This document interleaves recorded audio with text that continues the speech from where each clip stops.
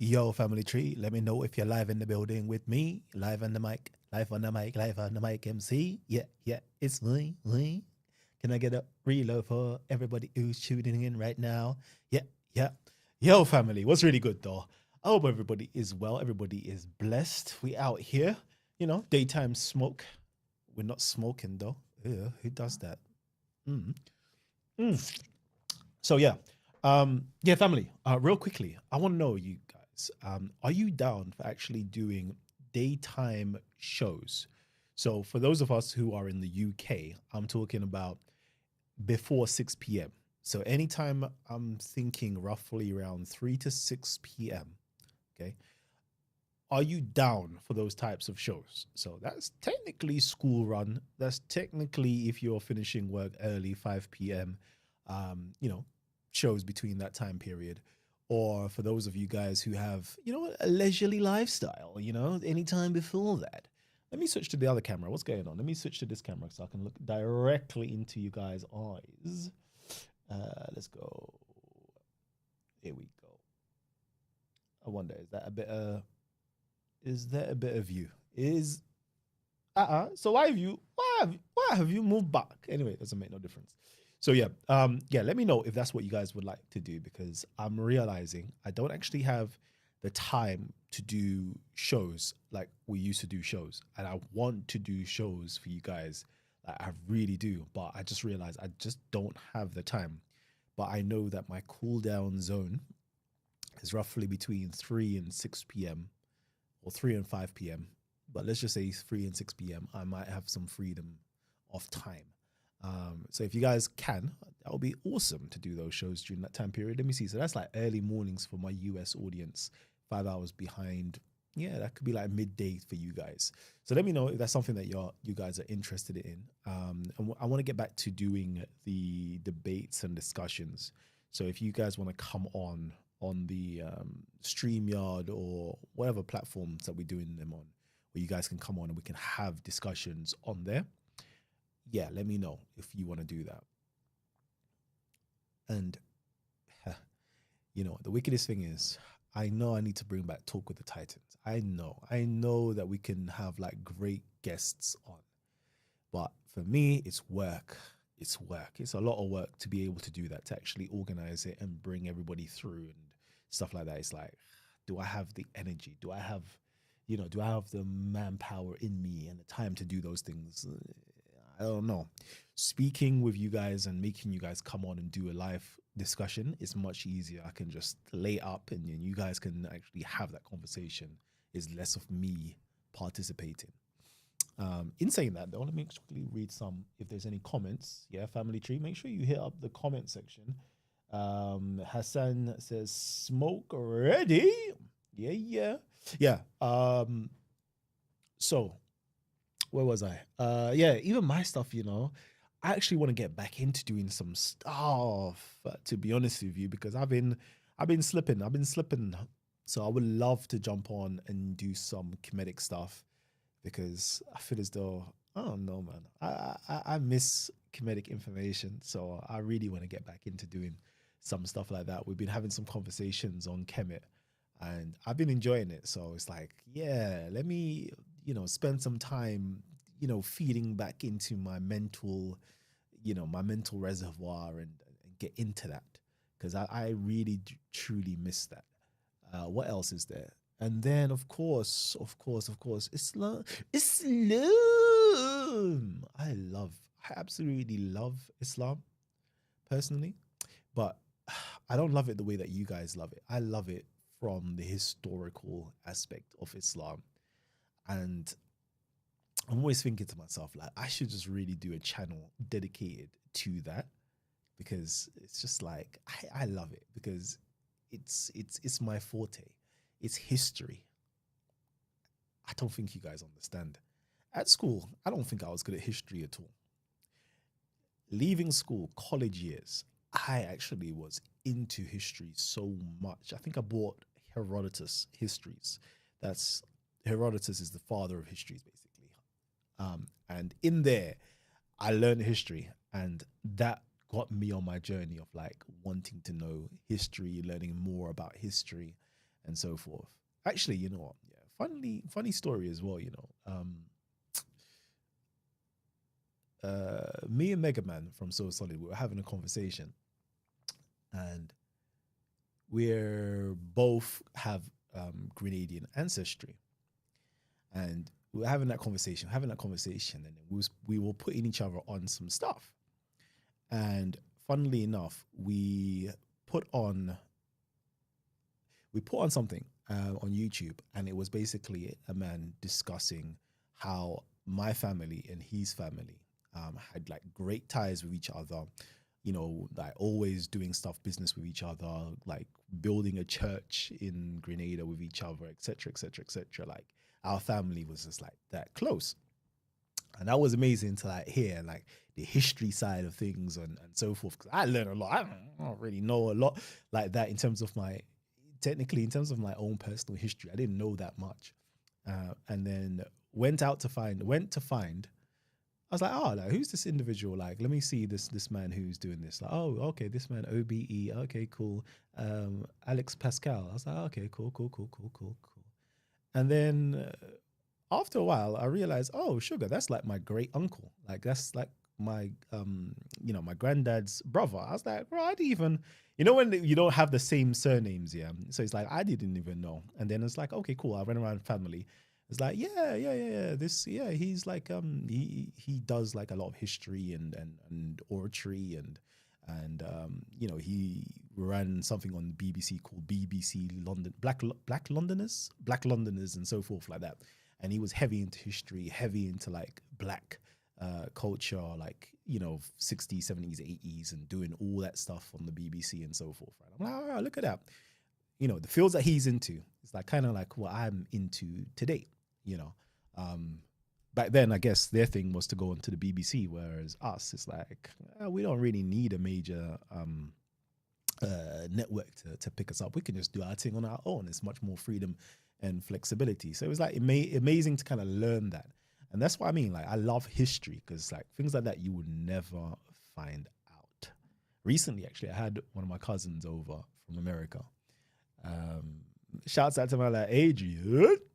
Yeah. And he was giving me a good history lesson as well. Like, and I was like, raw, there's a lot going on that I didn't even know about my own ancestry. And yeah, that side of the family. I was like, I didn't even know. This is what I mean. Like, history is so freaking amazing. I love it. Absolutely, I love it. And I think that one way or another, history always comes back. It always comes into play. Like, because you always want to figure out where you're from. And figuring out where you're from like allows you to know where you're heading, where you're going in the future. And as humanity, to figure out your history as people, like humanity as a whole, figuring out like where did we come from, like how did we develop, how did we advance, it lets us know how we can do things better in the future. So I love history. I absolutely love history. Quickly, let me just see. Ibrahim Torre, Africa is a great topic. A lot going on. Wow. Yeah. So yeah. Okay. Yeah. So there's things like, I think that's Burkina Faso and what he's doing there. That's crazy. Crazy. I saw something. I don't know if it's like a TikTok video, like a reel, on Instagram, and it was talking about so many assassination attempts has been had on his life, like literally monthly. And they're saying is rooted in the French government is trying to assassinate him.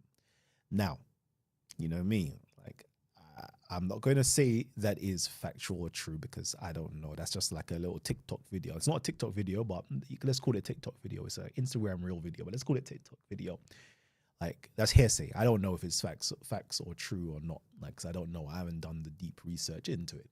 But it's like, wow. When I saw my man, with the gold and just buying out, I was like, yeah, okay, you're doing amazing stuff out there. So yeah, salute to my man. One second. Yeah. Yeah. So yeah. That was that. And I been watching? What have I been watching actually? What have I been watching? Because I've been having conversations, right? And I'm like, the stuff that I want to talk about, it's not apologetic stuff. It's not polemic stuff. It's like it's actually academia and history. And I don't know if there is a space for it. You know, I don't know if there is a space for it because who cares? We want to actually have debates, and it's like there's not a space for it. Easy. Yeah, there's not a space for it because I'm loving what I was doing. What was I doing? It was to do with the historical Muhammad. That was it. That's what I was doing. And I was loving that because it kept me occupied mentally, like mentally occupied to actually have something to research and go into and stuff like that. I love this is like for me, that's my form of entertainment is to read books and discover new things. And I was loving that. And because you have Jay Smith and them man, they have brilliant acronyms like the Standard Islamic Narrative, and I was like, ooh, let's get instead of the sin, let's get the ham, let's get the historical African Muhammad, because that's what I'm interested in, the historical African Muhammad. Yeah, and I of course I wrote about this, I don't know, about 8 years ago, which was the East African origins of Islam, and again, I'm still waiting. I'm always waiting for everybody else to catch up because I can't have. It's like you're talking to yourself, not even talking to yourself. Yeah, you're literally talking to yourself because nobody else is caught up with modern day scholarship. Nobody's caught up with the discoveries that's taking place. Nobody's caught up with the archaeology. Nobody's caught up with the historical records. Nobody is caught up full stop. So like for me, that's where I am. Like that's where I am, and I love that. And but it's like you don't get to who do you get to actually dialogue with because nobody knows that stuff because nobody cares about actual factual academic information. But hopefully one of these days, yeah, we can get there. We can get there because there's so much um, in terms of history. Like I was talking about the Aksumite Empire. You have all of the different kingdoms like Nobatia. You have what was it? What do you have? You have Nobatia. You have Alodia. Um, even the Arab kingdoms of the Hujri kingdoms, kingdoms. They have all of this stuff, and nobody's caught up. And even in academia itself, it's like do we even have the translations and is it even being made popular for like the layman to be able to like read this stuff? And it's like it's not really, but it's like why is it not like anything African? I literally feel anything African you don't really get to hear much from in terms of academia like that. Of course we have like, Manfred Kropp and all these other individuals that, really go heavy into. I keep hearing like a banging noise. Is it me making noise? No, I'm not touching anything. Yeah. Um, yeah, they that's their speciality in terms of Ethiopia. There, others their specialities in South Arabia and so forth. But it's like I wish it would get popular amongst like, the whole speakers corner community, the whole, online debating community, because that's really where it is. Like that's really the truth and the facts of the matter.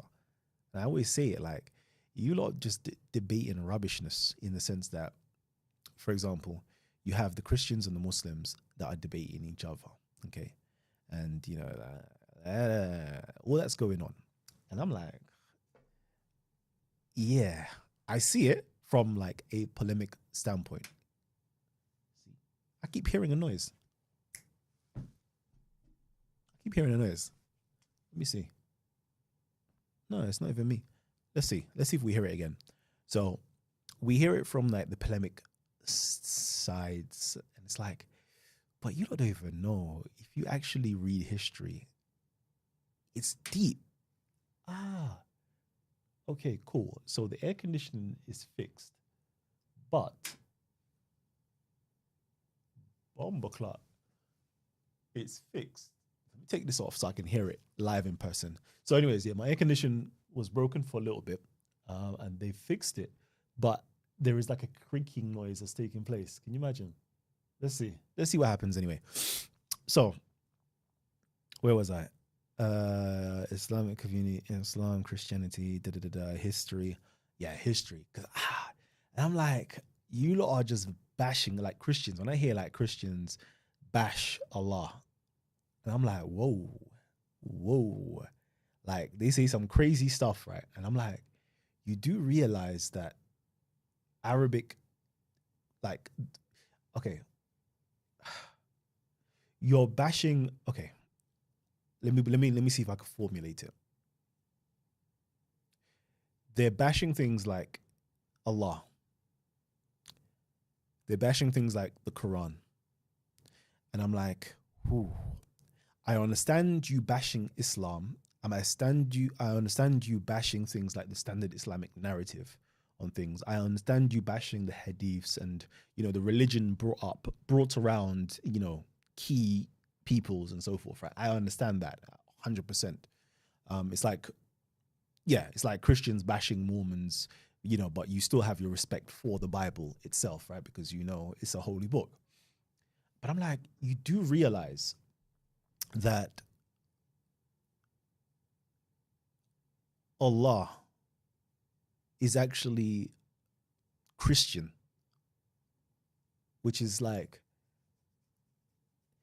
but because you don't know, because you don't spend time actually researching early Arabia, like you don't know, like, because they want to make it seem like Allah is like a completely foreign God for whatever the case is, right? It's something completely like something made up.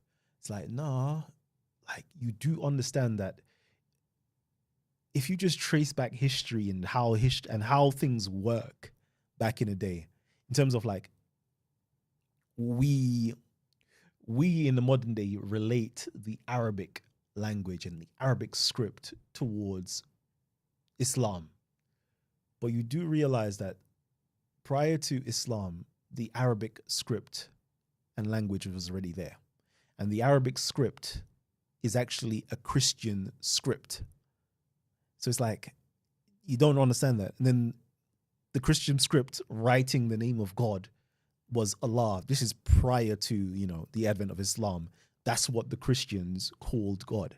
It's like, called God, like the Jews at the time and Christians called God Al-Rahman or Rahmanan. It's like, there's all these things here. It's like, but you want to bash it because you want to make it sound, I'm like, oh man.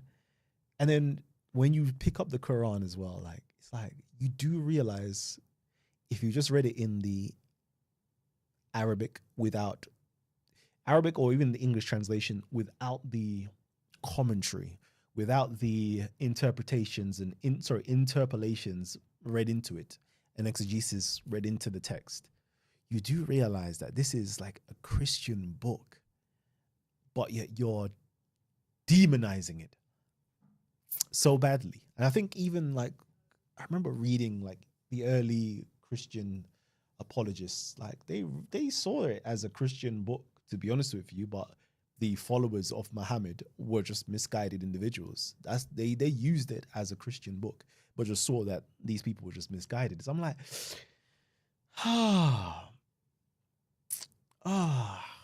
But again, like, who's ready for that type of conversation? Nobody is really ready for that conversation.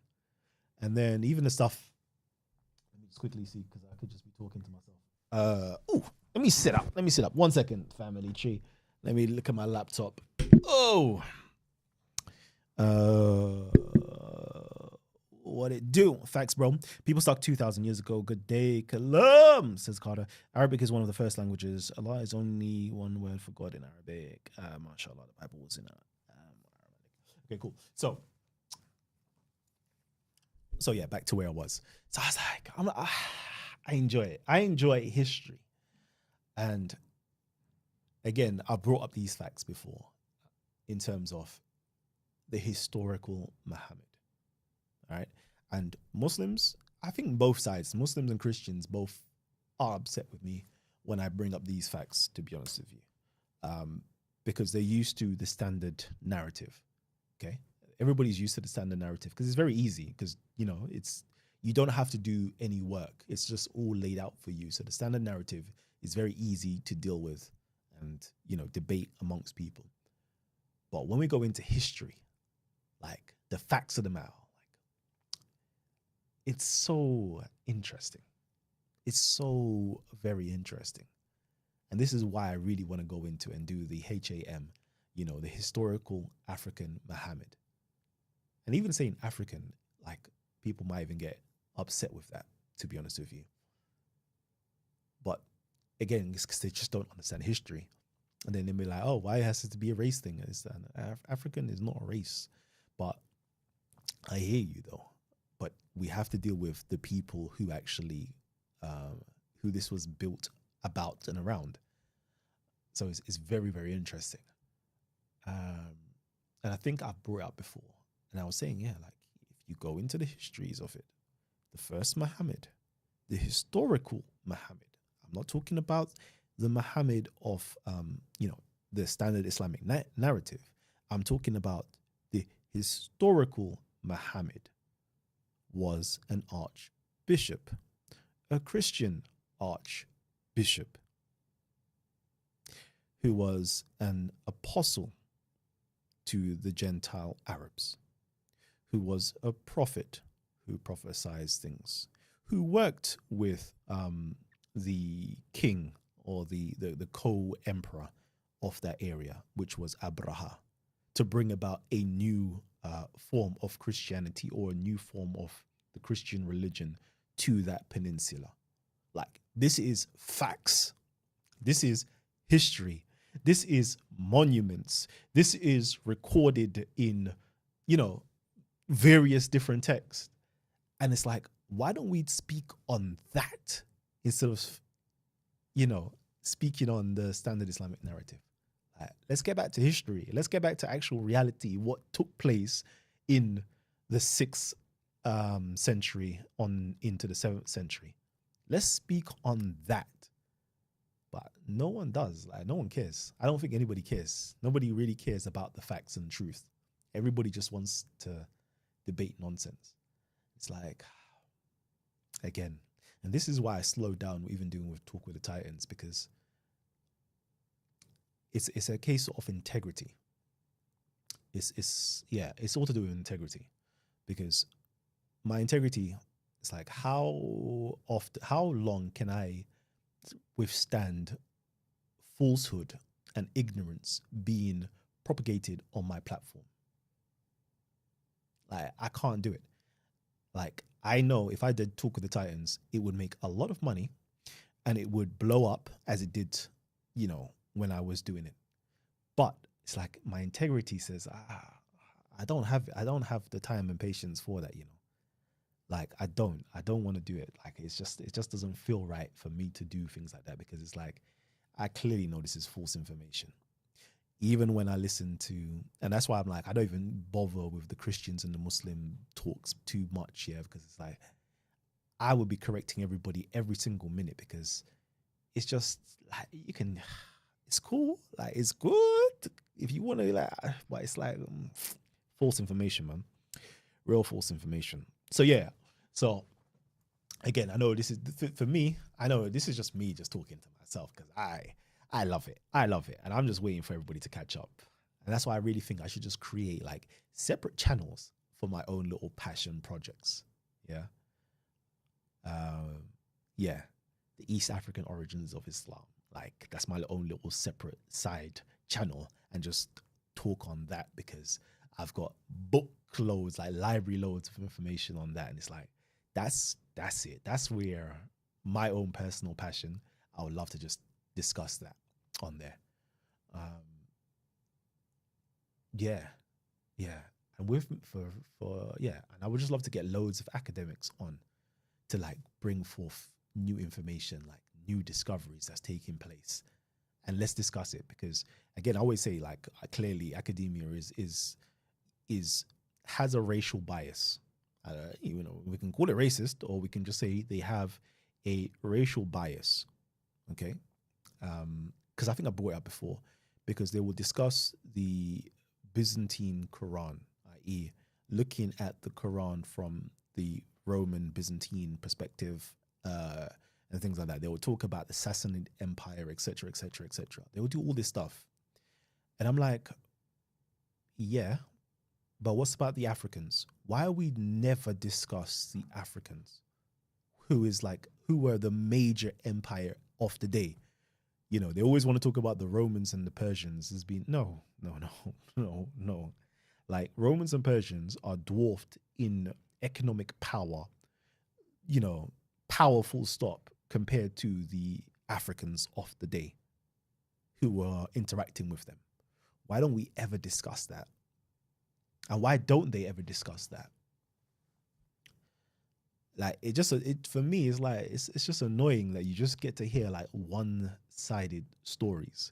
It's either the Byzantine side of the story or the Arab side of the story or the Sassanid side of the story, but never the African side of the story. Why is that? Everybody wants to relate things back to those areas. And I'm so glad that science and records, like they can't hide the fact that, you know, because for example, they wanted to push the Quran's origins over into, you know, Iraq and Persia and all these areas. But then they're like, we can't. Yeah. Although they're trying to. I think Shoemaker was trying to do that and others were trying to do it. But it's like, but how do you now, what's the word? How do you now conform? How do you substantiate? How do you now, you have to give a reasoning as to, but why is there Ethiopian verbiage within inside of the Quran? Why are there Ethiopian or African, you know, cultural context within inside of the Quran? Why are there, you know, things lifted from the Ethiopian Christian Bible and liturgies and stuff? Why do we find that in the Quran if it's written all the way over there? Like you now have to give a solid reason as to why that's the case, because clearly it comes from South Arabia, a particular region called the Hijaz or the Black Hijaz. Like you can't shift it. They tried for many years to shift it away to make it more Aryan perspective, but you can't, because that is what it is. So it's like, it's very interesting to just see that there is a racial bias that's not being discussed. It's just not being discussed. And again, I would love to have those types of, what's it called, academics on the platform to actually have that conversation, because it's interesting to me. It is. What's good though? They forgot about the Nubians. They forgot about the Nubians. And that's what I'm saying, because what were the Nubians doing? Like, what were, like, not even what we know, because we have the records, right? But why is it not mainstream? Like, that's the question. Why aren't Christians trying to find out what were the African Christians writing about during the 7th century, during the rise of Islam? Like, why is that not mentioned? Why nobody cares as Christians, right? Because I heard some Christians cares. We don't care if they're you know what other ethnicity they are. Like, they could be Europeans or Africans. We don't care. We just care about Christianity. Okay, cool. You say that, but why don't you care about then what the Christians were writing about then? Why don't you care of the African? What? Because you can tell me what the European Christians were writing about, right? You can tell me about John Damascus and all these other individuals, but why don't you tell me what the Egyptian Christians were writing about, the Nubian Christians, the Sudanese, the Ethiopian? Why don't you tell me what these individuals were talking about during that time period? Nobody cares. Nobody cares. Because it's very interesting to me, especially when you realize that whatever was going on when the so-called Muslims or Arabs took over Egypt in the late 7th century, 740s, basically. You know what they did? They went down to, the Christian king of Ethiopia and said, we need help. Cool. The Ethiopian king marched his army, yeah, all the way from Ethiopia into Upper Egypt, yeah. And then the Umayyad Caliphate, that's when they fell. They said, now we're shook. Now we're sorry. Let me release your Abuna for you. Like, we don't want the smoke. So you're telling me the people who supposedly were conquering the whole world, right? Was, the fastest growing empire at the time, right? You're telling me they didn't want no smoke with the Ethiopian empire. But yet, we don't want to discuss what the Ethiopian empire were doing at the time. It baffles me. It really baffles me. But yeah, racism's still alive. They're just concealing it. But one can argue, is it really racism? Boy. Okay, me being critical, is it really racism? Yes. Yes. Yes, it is. Yes, it is. It really is. Do you know why I know it's racism?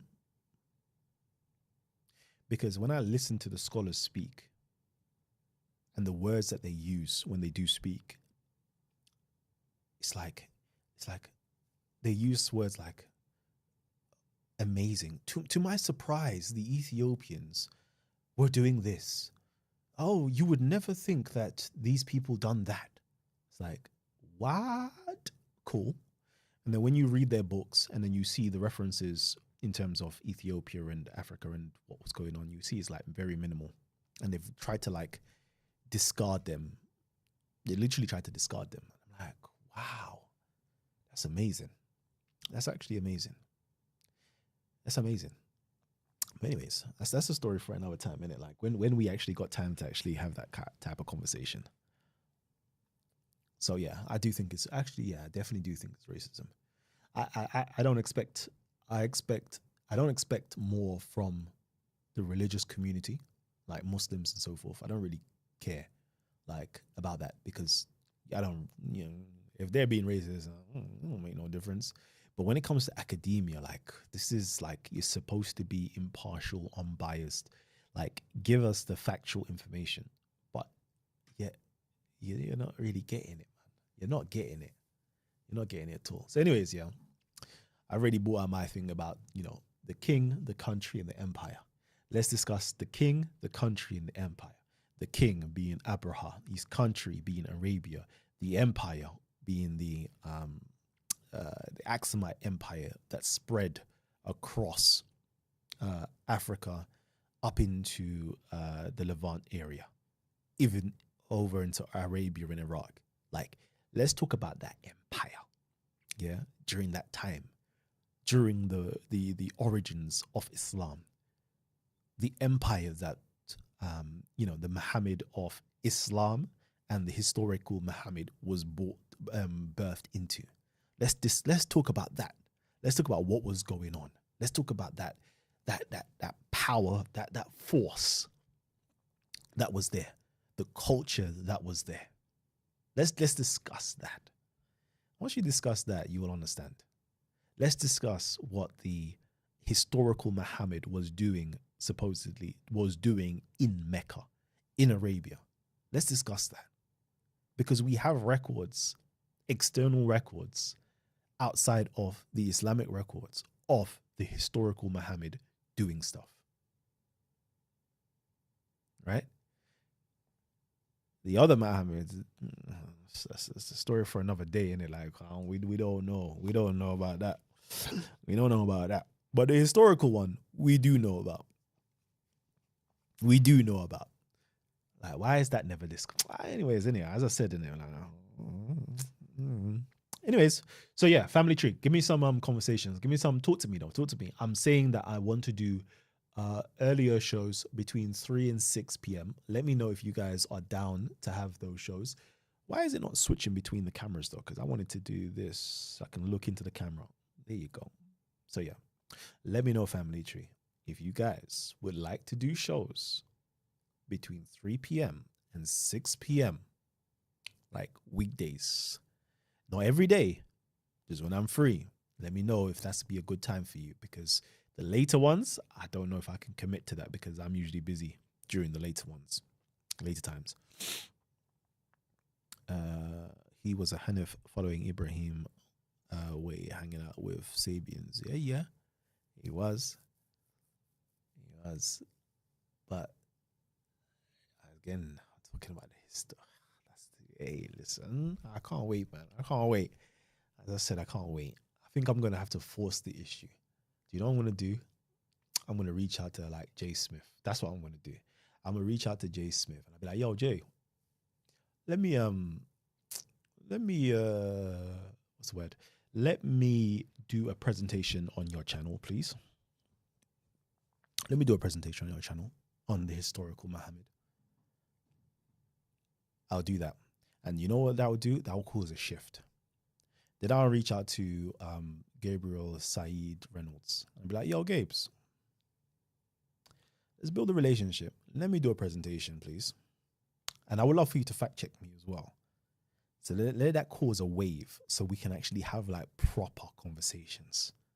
Proper, like intellectual conversations. That's what I'm going to do. I'm going to cause a shift. From America, 5 hours ahead. Yeah, so what's the time now? So let's say it's 4 now. So it's like 11, 10, between 10, 12, 10 to 1 p.m. Sorry, 10 a.m. to 1 p.m. American time. Or it might even be earlier because you might not even be on the East Coast. Let me know if you want to do those earlier shows. Let me know, because that's the only time I'm going to have free. Literally. That's the only time. And you know what? Yeah. I'm going to be doing, I think I'm going to create a game streaming platform, channel as well. Yeah.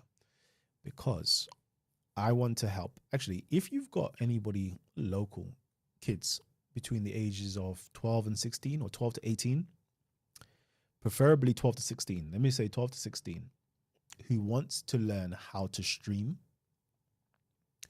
who want to learn how to do media production, who want to learn how to do like editing and post-production and marketing, let me know, because I'm creating a program for those individuals. And yeah, it's going to be a weekly program, about 4 hours a week. They're going to get to come in. They're going to get to learn how to use cameras. They're going to get to learn about audio, software, and they're going to have fun. They're going to be able to play their favorite video games for like hours. And then afterwards, they're going to learn content creation, how to create content, i.e., edit stuff up, plan out content and stuff like that, and learn that. Because for me, I'm realizing as I've gotten older, we really need to invest back into these children like so much, because we've passed it. Technically, we've passed it. Let me tell you what I mean by that. I remember growing up and my mom was like, video games, like, we did, like, stop playing your video games. She wasn't on it. But all of the man them was playing their video games, primary school, secondary school, playing video games. We used to go over each other's houses to play it. Their bread, them buttered already. Yeah. She's telling me their bread is buttered, blah, blah, blah. You get me? Like, focus on the money type vibe. Yeah. And I'm like, do you see how much streamers and gamers are being paid today? Right? And yet, the jobs that you wanted us to focus on, they're not paying as much, and you don't get as much freedom, and those are like the old school mentality. And a lot of the children today, they want to be YouTubers, they want to be streamers, they want to be gamers. And for me, I'm here to invest in the youth, because technically speaking, that's where it's going to be. Like the whole online world, meta world, that is where it's going to be. So it's gonna sound crazy, yeah. If your children are saying they want to play video games, yeah, or they want to do all these things, online stuff, listen, support them to do that because that's the future. That's literally going to be the future. Content creation, it's already now. It's not even the future, it's now. And it's going to continue to grow because you know how much skills you actually learn being a content creator. Growing up, being in the books or, going to school and all them things there. Like, I remember going to university, like, we never, college days and all them things that we never learned how to do presentations. We never knew. We weren't comfortable. Like, we were, a lot of the pupils were shook to get up in front of people and talk. But you see, if you're a streamer or you're a gamer, like, you're literally in front of a camera for like, I don't know, some of them stream for like 8 hours and they're there just talking to, hey, chat. Yeah, chat. What we saying, chat? And they're talking. They're building their communication skills, their ability to articulate, their ability to announce, their ability, the intonations. That they're learning so much because they're constantly doing that over and over and over and over again. Right? Like, it's amazing. So I'm here to actually like really invest in these children, these kids to like, and the money that they're making as well. Oh my God.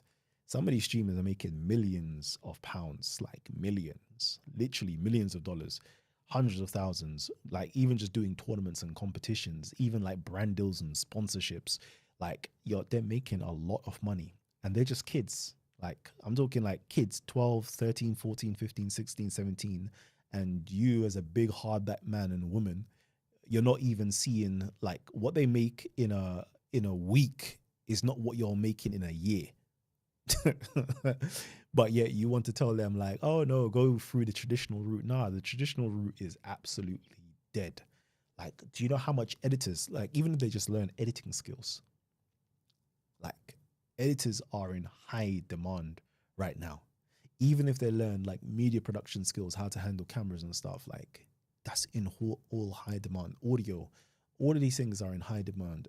Learning software and OBS and Unify and Zoom and all these things, that these things are in a high demand, mate. Yeah, man. Invest back into the youth. That's what I'm saying.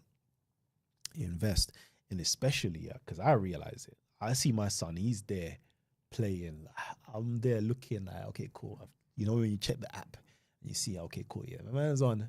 I'm like, imagine if you were on filming this content, yeah, filming the content that you're on playing, streaming it, or repurposing the content. Every view you get from that, you're making money. Every person who sees the video is opening up an opportunity for you. It's like, for me, it's a no-brainer. As parents, like, invest in your kids, yeah.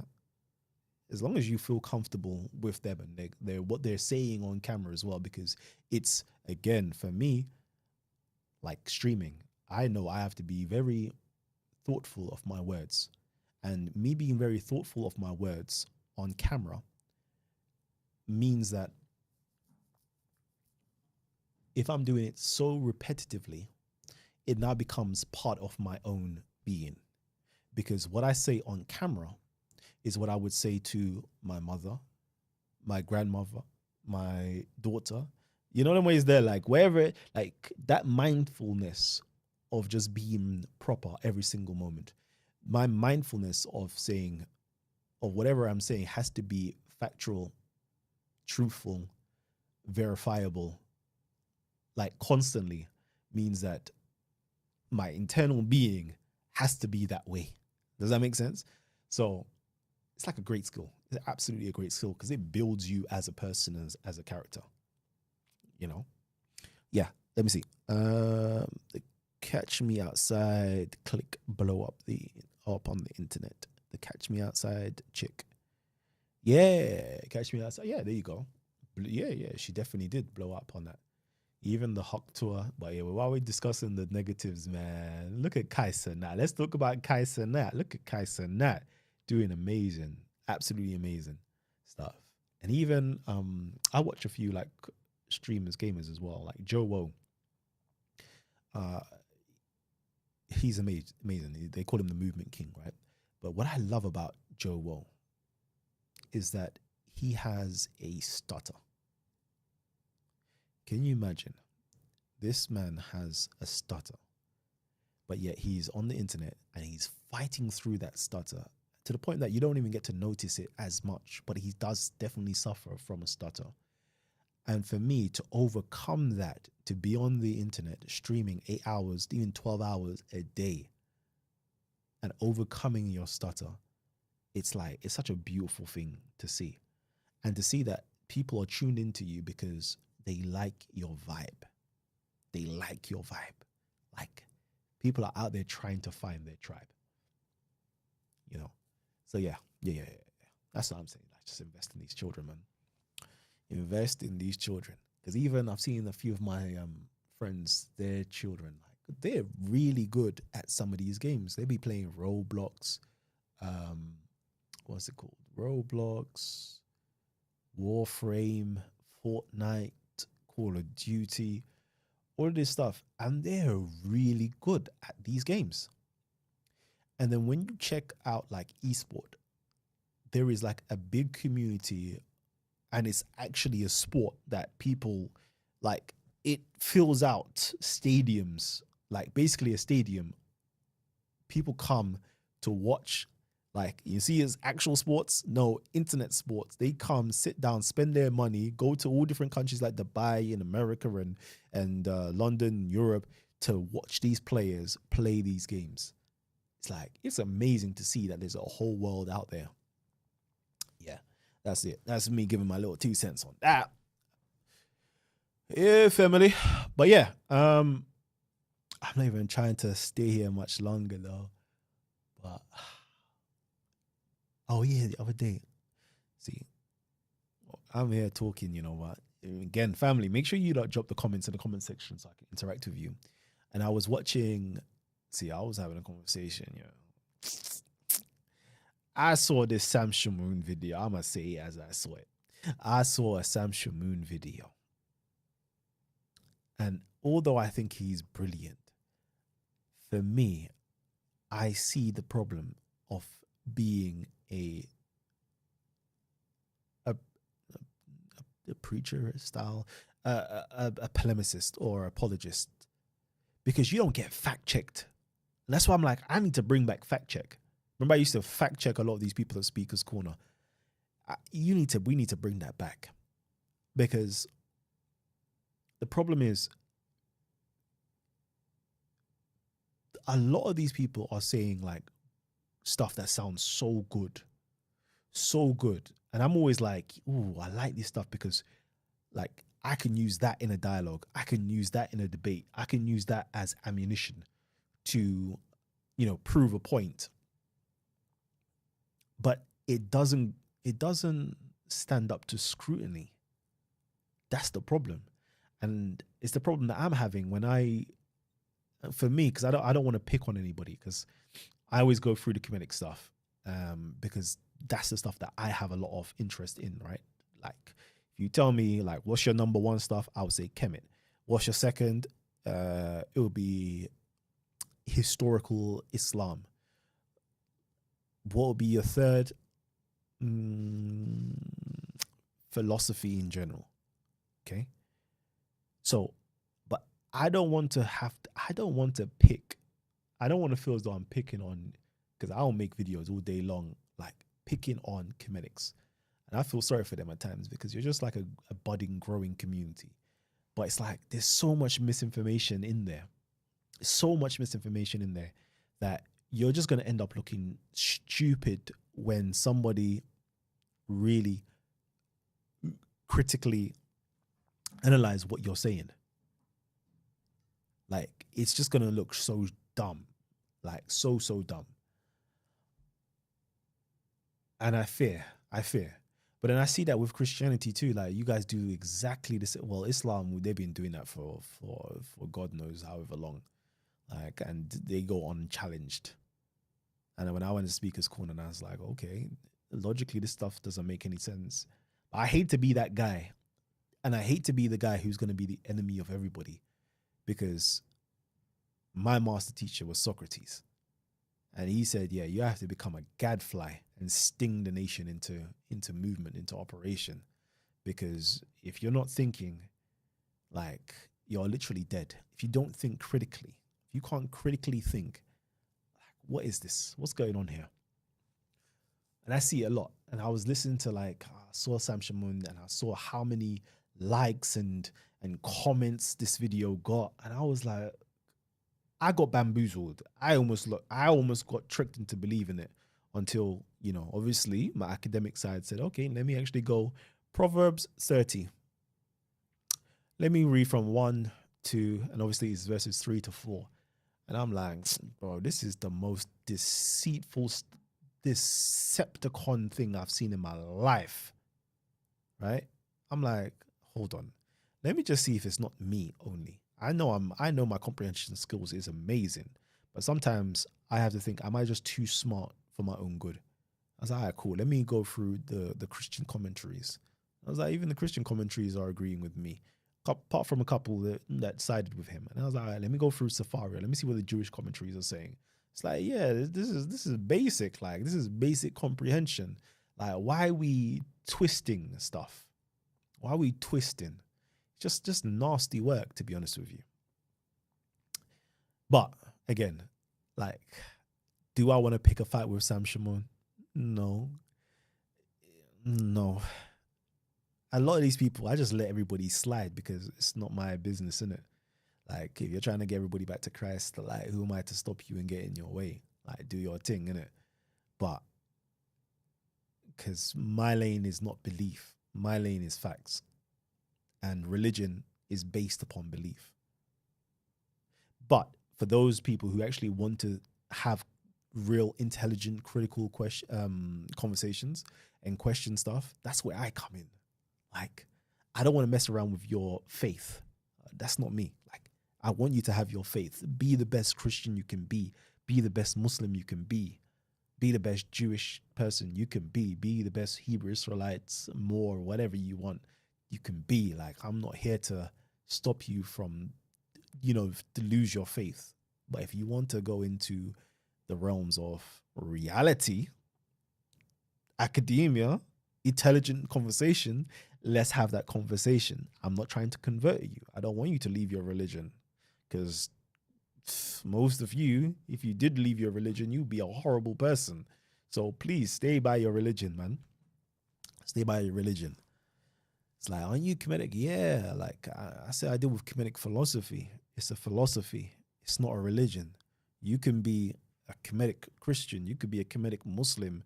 Whatever the case is, like a Kemetic Jew. Like, I'm not trying to convert you, B. Like, you can be that. It's like loving Greek philosophy. Like, look at the Arabs, early Christians. They were Greek Christians or Greek Arabs. Like, they utilized Greek philosophy in order to further their own religious thoughts. They were always Muslims, they were always Christians, but they just utilized Greek philosophy.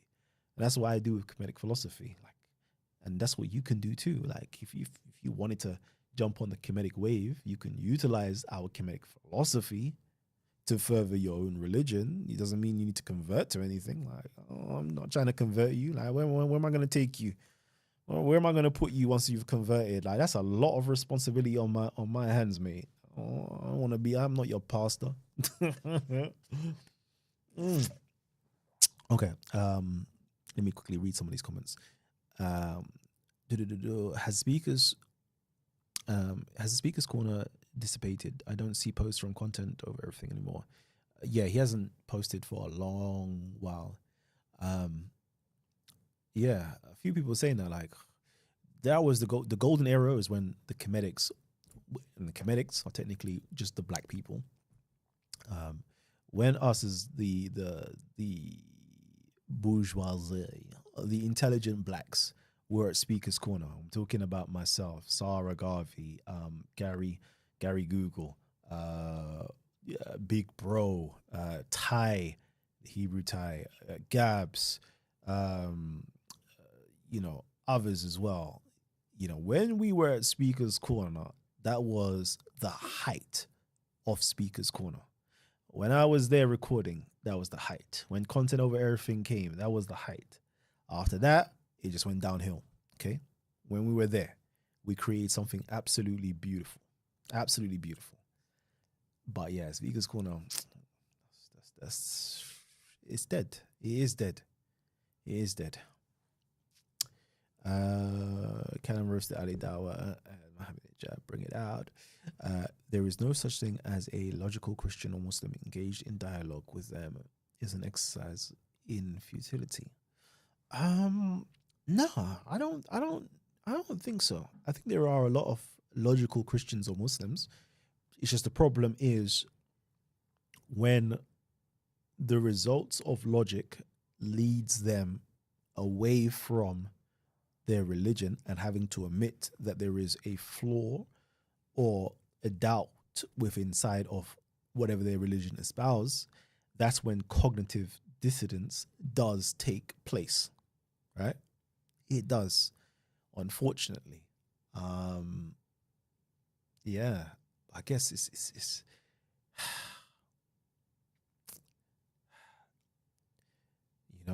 it's what you. It's not just a religious thing though, because if for me, for example, myself, the God that I serve is the God of wisdom, is the God of knowledge, is the God of truth. So that being the case, if that's the God that I serve, no matter what information comes my way, I would always submit to the God of truth, the God of wisdom, the God of knowledge. And whatever I thought I knew beforehand, I will discard of it in a flash because that's the God that I serve. But when your God is not the God of wisdom and knowledge and truth, but your God is the God of belief, the God of don't question me, the God of, oh no, man, hellfire and fear. Like if that's the God that you serve, it's very difficult to follow that trail of thought of where the evidence leads you. Okay. Let's see. The Sam Suffling, he fell out with David, CP, and Anthony. I don't know. I haven't followed it, but I can see that's quite possible, man, because he's a wild one. Sam is a wild. He's the wildest Christian I've seen in my life. I'm like, whoa. Like, you know the spirit of, well, I believe I knew the spirit, the fruit of the spirit of Christianity until I saw Sam Shamoun. I was like, whoa, what type of Christianity is this? But when you listen to him speak, though, apart from all of that stuff, all of the theatrics, when you listen to him speak, it's like, this man knows his thing, though. This man knows his thing, 100%. And I salute him because I think I used to read his blog or something. I don't know. There was something I used to like, oh, okay, cool. And I found out, oh, this is Sam Shamoun's thing. I was like, well, okay. Like, in terms of like scholarship, he's up there. Big. Can you tell me a flaw about Christianity? Can you tell me a flaw about Christianity? Let me just quickly type in Christianity, just so I can, let me just see. Christianity. Christianity is focused on the life and teachings of Jesus Christ, who Christians believe to be the Son of God.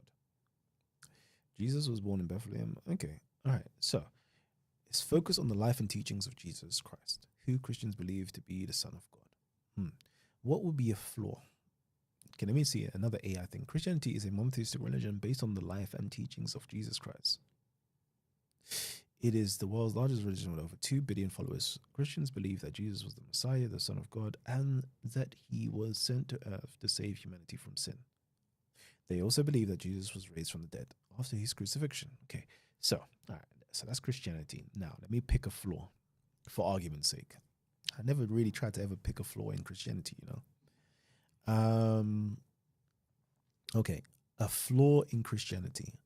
I think the biggest flaw in Christianity is the Christ itself. That would be the biggest flaw in Christianity. Let me cook. Let me land.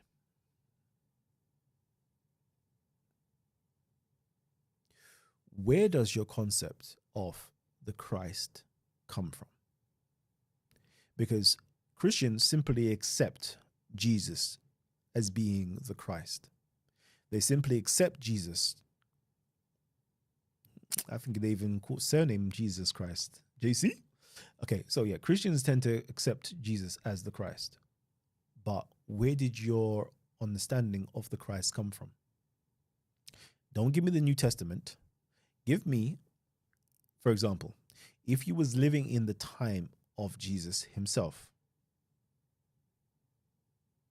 what made you know that there was going to be a Christ? What is a Christ or the Messiah? Why is Jesus the Christ or the Messiah and the hundreds of other individuals who claim to be the Christ, why are they not the Christ? I think that's the biggest flaw in Christianity. And maybe it's not the flaw in Christianity, it's the flaw in Christendom, i.e. the followers of Christ don't know who the Christ, what the Christ is, who the Christ is, and why they actually follow the Christ, full stop, or Jesus being the Christ. I think that would be the biggest flaw. Not in Christianity, that's technically not in Christianity itself. I just think, you know, in the Christendom world, that would be it. That would be it. That would literally be it. Yeah.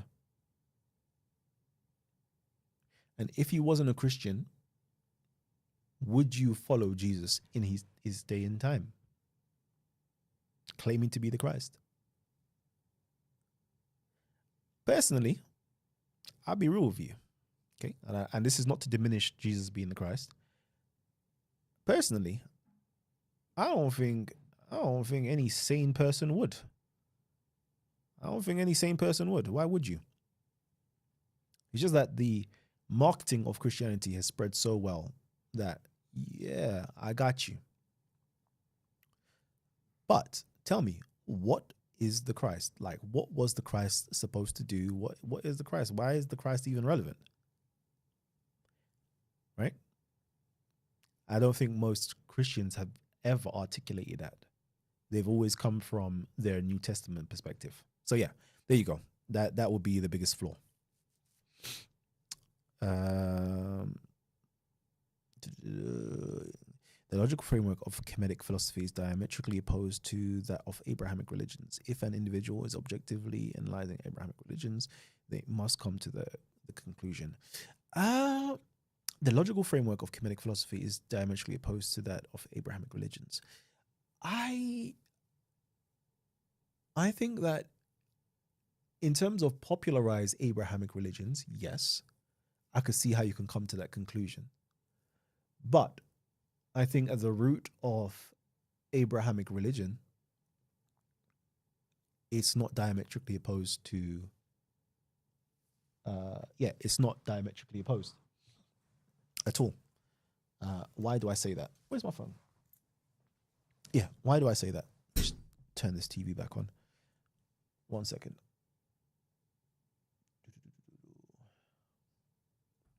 You know, this is so sick, yeah, where you can actually turn a TV on based upon by just clicking your phone. Like, I love the fact that everything's just connected. Yeah. So, Uzi. So yeah, no. Why is it not diametrically opposed? I always say it, right? In terms of I always view Kemet as being the father of civilization, father of all these religions, right? Um, and it's when I say that, people get offended, but I'm like, yo, you do realize that Christianity is the father of Islam, right? It came, Islam came out of Christianity. You do realize that Judaism is the father of Judaism is the father of Christianity. Therefore, it's literally the father or the grandfather of Islam, right? You do understand that. But then you do understand that Kemet is the father of Judaism, therefore the grandfather of all the other religions, right? It's just basic stuff. Um, and I just view Judaism specifically as being another Kemetic cult if we follow the story of the Bible. The story of the Bible is a Kemetic, i.e., an Egyptian, by the name of Moses, created a cult for a group of people in Egypt. They migrated out of Egypt into Egypt, and they lived in Egypt. So it's just another Kemetic cult. And we can see all the Kemetic parlance within inside of the religion. So it's like, I don't think it's diametrically opposed. I think that it's, depending on how you read it and understand it, I think it's complementary. But in terms of popular religion and how people understand it today, then I can, yeah, that's a fair point. 100%. I can see where it is. For me, the root of Kemetic culture or its philosophy is Ma'at, which is always to do with, knowing things and truth and righteousness and all of that good stuff, right?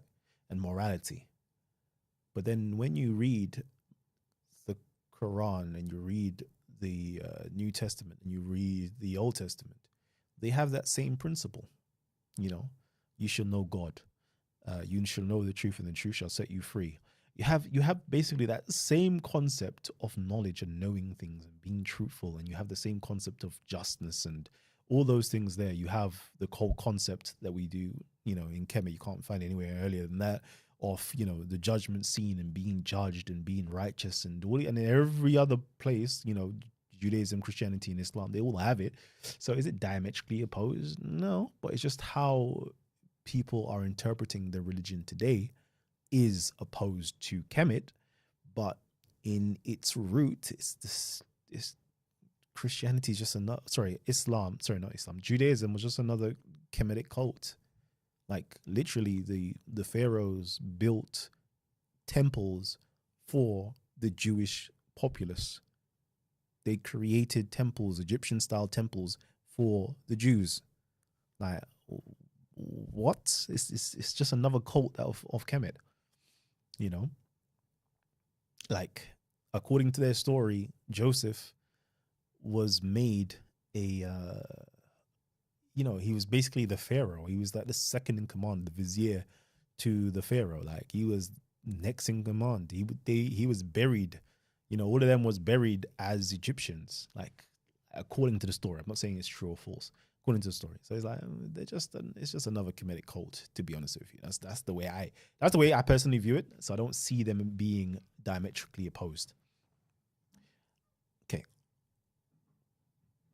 let's see. His teachings, the learned people, and he was prophecy in the Old Testament. No, they would have called the cops on him. The people that know the scripture. He changed the book. Did Moses go to Egypt? No, the Jewish didn't believe in Christ. Yeah. So for me, it's quite funny. Again, I'm not trying to throw shade, okay? And this is what I mean. Like, when we're talking to religious people, it can get a bit sticky. For me, it's like, as a person who is removed from the Abrahamic religions, right? modern day, like, and I'm like, why would I be following a criminal? Like, I'm talking about like all the patriarchs, all of your like major individuals, like for Jews, Christians, and Muslims. eh, They're all like criminals and runaways and outlaws. Like, why would I, like, in this day and age, would you follow that these types of people?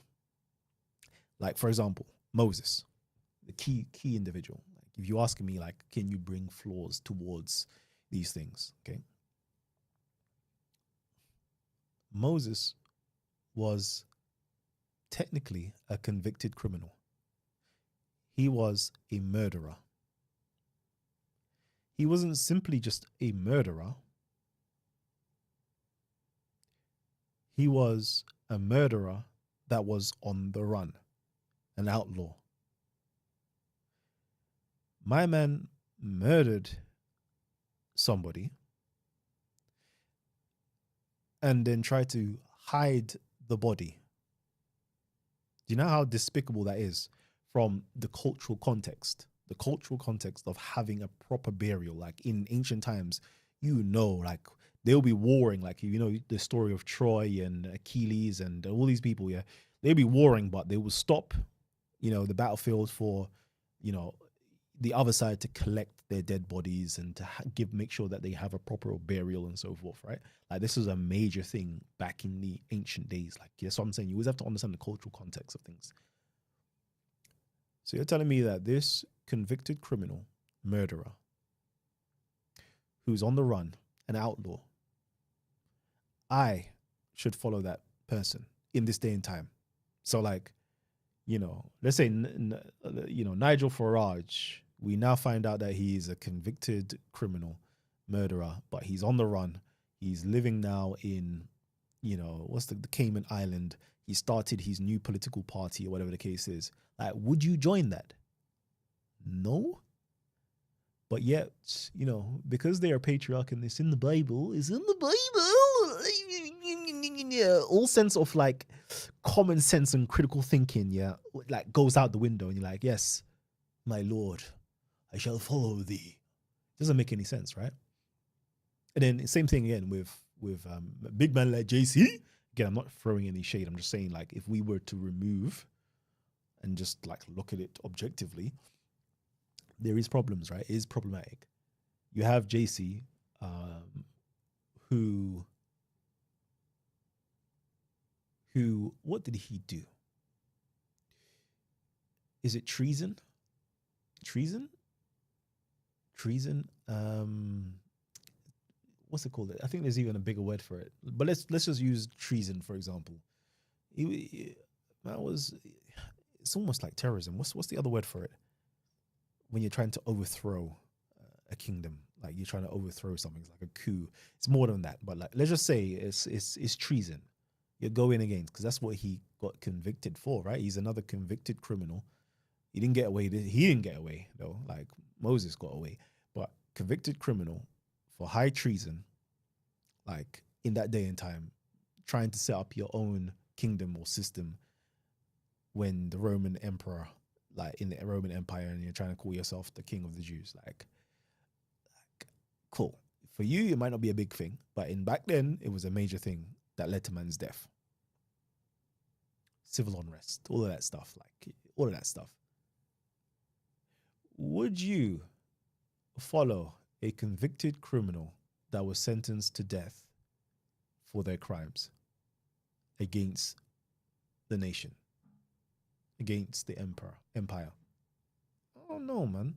Oh no. Oh no.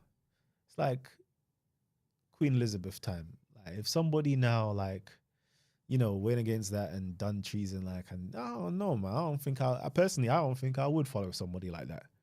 Like if that was me in that day and time, I'm like, no, I'm too much of a law-abiding citizen to be following convicted criminals. Does that make sense? And then you have Muhammad, like, oh my God, where do we, like, there's so much you can say based upon the hadith literature. It's like, yeah, that one there, like a brigand, caravan robber, so many different things that you can bring up. It's like, these people like look like criminals to me.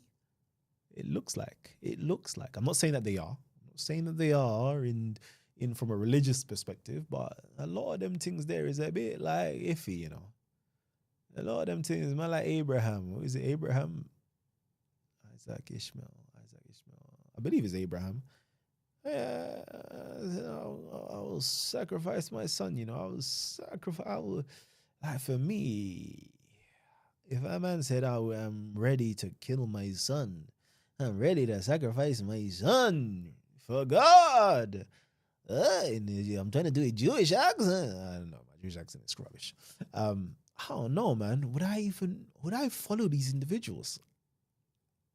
No, actually, I don't even need to question it. I know I wouldn't. Like, you have to be a special type of person, religious person, to follow these individuals. Personally, if it's faith, I don't have that faith to do that. So, yeah, that's a story for another day, isn't it? That's a story for another day. The first man sinned. Okay. The first man sinned and got away from God, and he doesn't want us to sacrifice ourselves to return him. So the Almighty came down and manifested in Jesus and took the burden for us to get back with him. Okay. The scales came, it did all that. Your heart was to light like a feather. Yep. People don't follow blindly. They saw a reason for it. That was early, of course. We don't follow them rules. You're applying today's logic to yesterday's stuff. Yep. I don't understand. Like, why wouldn't you apply today's logic to yesterday's stuff? That's the only way we always do it. That I don't know. Like, today's logic, what happened yesterday, we apply the same logic to it. You see what I'm saying? Like, we never not apply the same logic. We always apply the same logic. So yeah, that's just the way I see things, man. You know, that's the way I see things. And yeah, with Kemet, a lot of those concepts, as you said, yeah, the weighing of the heart and all of things there, it's there, isn't it? Like, it's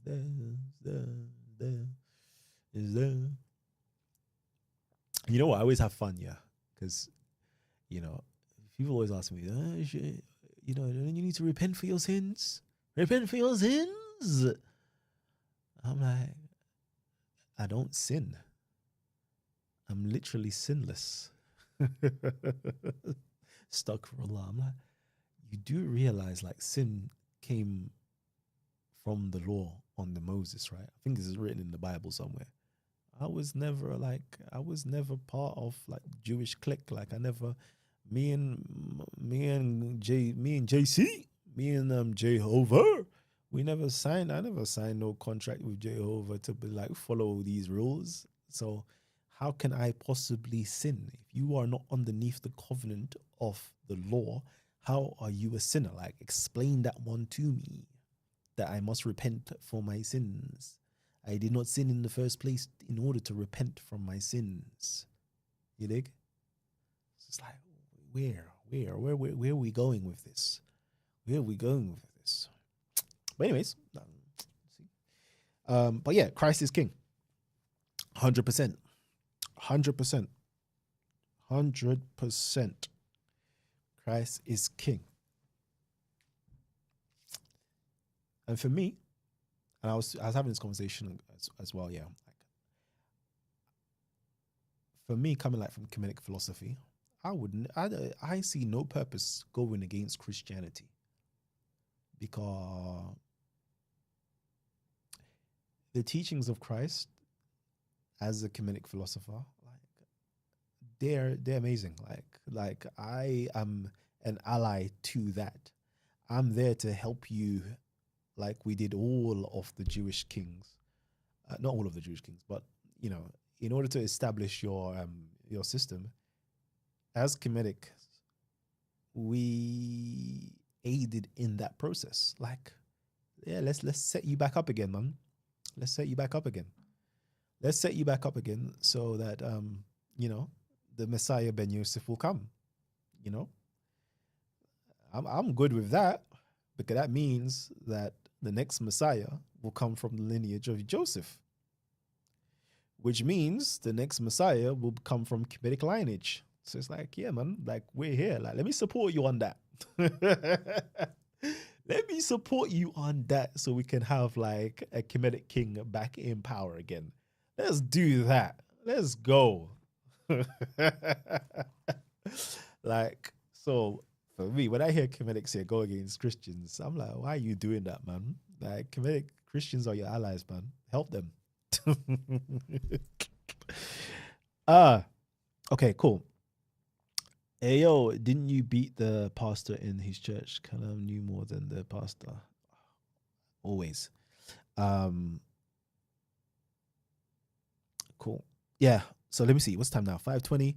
Ooh, that's gonna be. Is that what rush hour traffic? Let me just check the. Let me just check because I want to be wrapping up right now. Just need to make sure that I am not gonna be reaching these rush hours.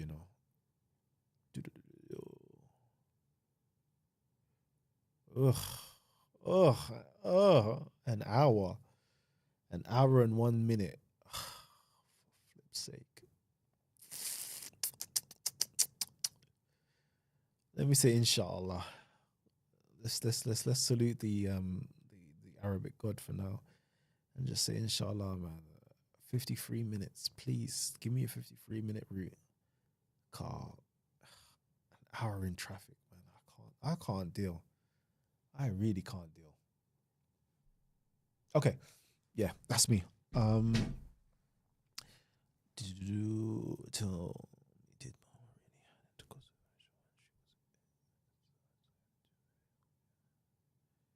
okay. But tell me, did Momo really have intercourse with Aisha when she was 8? Because I saw your video where you debunk it, but people still using it. Okay, cool. I'll answer that question for you. So let's put it like this. Okay, with inside of the standard Islamic narrative,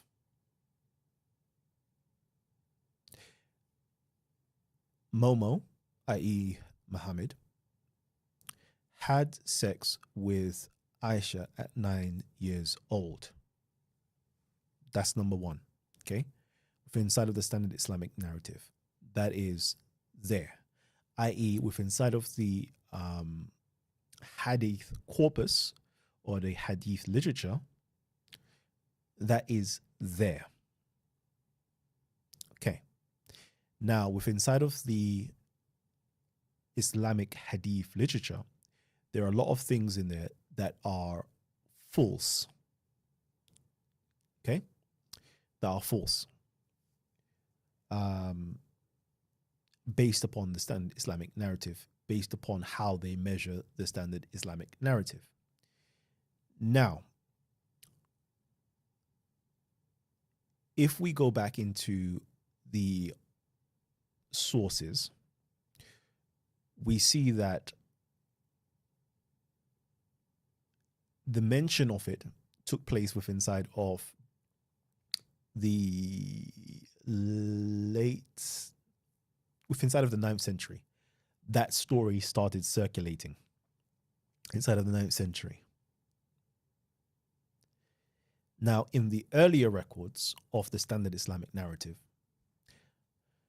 Momo or Muhammad having sex with Aisha at 9 years old was not there. They never had that understanding that he had intercourse with a 9-year-old, and that wasn't a practice of the day. So we can see that although, yes, it's inside of the standard Islamic narrative,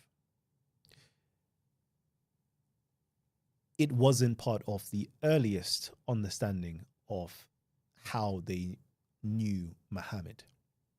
So therefore, it is a false ascription to their version of Muhammad. And other scholars and other individuals within inside of the community discarded those stories when they heard it because they said that is false.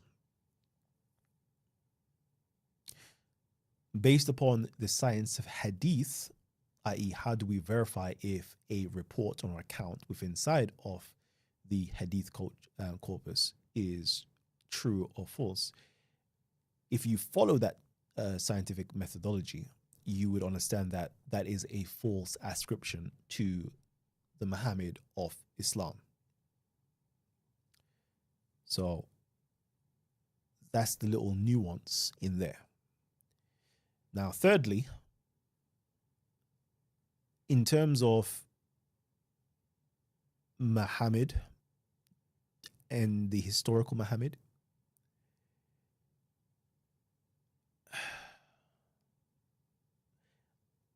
there isn't much. There isn't much that we know of the personal life of the historical Muhammad. I think that all of these stories, in terms of the wives of the Prophet Muhammad, may just be made up. They may just be made up for political reasons and social standing or status reasons also.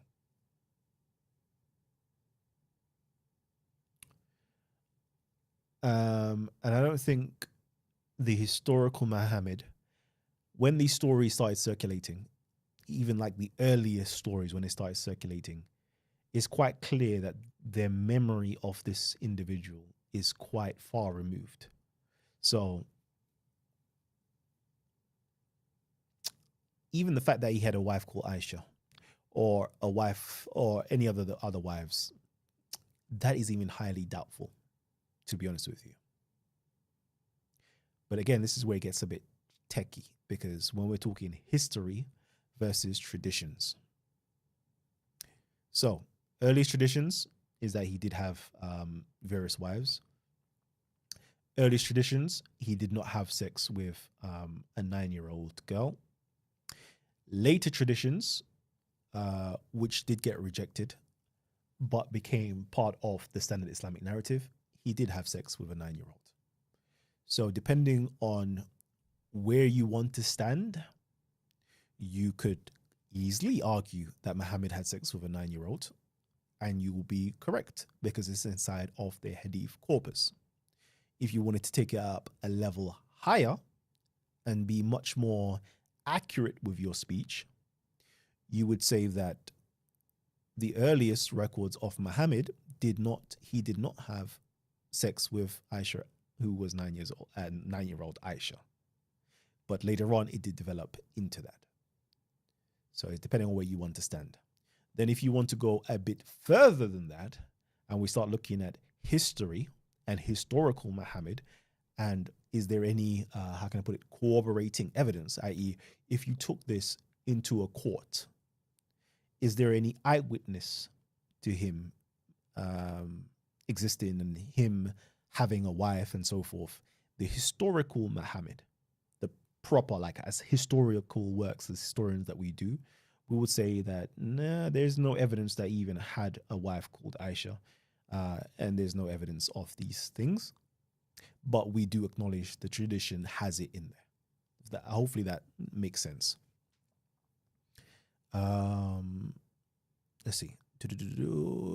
But tell me, okay, cool. Yeah, the Shias don't believe that. Cool. That's even more evidence that it is man-made and not divine inspired. If an all-powerful God wanted to get a message across through literature, it would have been all-encompassing. And I think we need to understand that everything is man-made. Like everything. Like when they say it's a man-made religion, yeah, every single religion is man-made. Like everything is man-made, right? Everything. There's nothing that is not man-made apart from nature. Okay.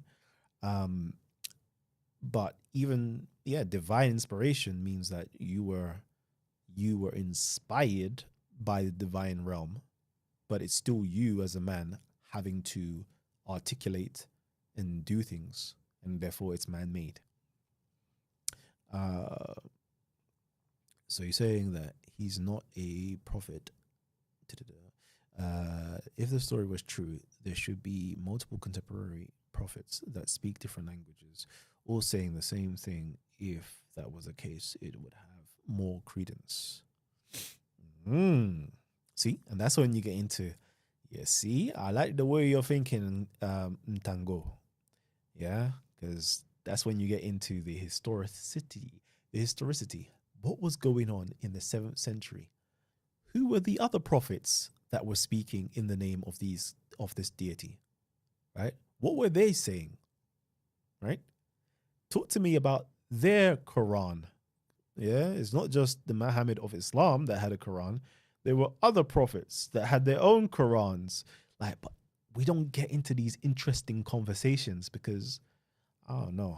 I guess it's not. I don't know. I don't know why we don't get into these interesting conversations. But to me, these things are interesting. Okay, cool. He be prophet. You mean for nationalism? The answer is yes. If you mean someone inspired by God, the last message for all humanity. The answer is no. Cool. Anyways, family tree. There was a new thing here, yeah, which was I created a goal. See goal. If we get super chats, Titans TV will do regular shows. So let me actually do this then. Is there anybody in here that wants to do a super chat? I think the goal was for 5 super chats for us to get regular shows. Let me know if there's anybody who would like to put a 1 in the comment section that you would want to do a super chat, and then do a super chat. If not, let me know by saying nope, and then I will close down the stream. So, again, if we're all comfortable and we're happy, I shall definitely try to do some earlier streams, roughly between 3 and 6 p.m. weekdays, whilst I'm at work. If there's any free time, I'm not saying every day, because if there's no free time between that time period, I won't be doing any streams. And these streams, I would be doing discussions and debates where you guys can come on and, we can have a discussion and debate on these topics. My ref up in the building. What the Abrahamic and even the Dramic religions prove from their inconsistencies and horrible laws is that it did not come from a creator, and if I was a creator, how would I give my message? Hitting the African prophets.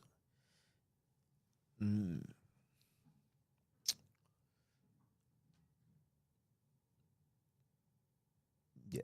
If I was a god, yeah, I think to demonstrate my godness, yeah, I would literally give a message to everybody at the same time in their various different languages, whilst it's recordable. So this is a point, an event in history that everybody knows about. That's what I would do. It's quite simple. And I will do it in such a remarkable way that it's impressed on your own memory and impressed on future generations' minds. And then I would say, I will repeat this every 10 years, yeah, for every generation to know that, yeah, I am the Lord thy God. Follow me, and you shall have abounding, everlasting life forevermore. Amen. No, as God, I would say, Amen. Yeah, buddy. Cool. All right. So we did not hit any super chat goals, unfortunately. So it goes. So no regular shows. Nah, I'm playing. But yeah, I'm gonna end the stream now. I don't know, hour and 34 minutes. That's pretty good. That's pretty good. Anyway, peace and love, family, and I will catch you guys on the next one. And hopefully it'll be during the daytime, roughly during the same time as today. All right, peace and love. I'm gone.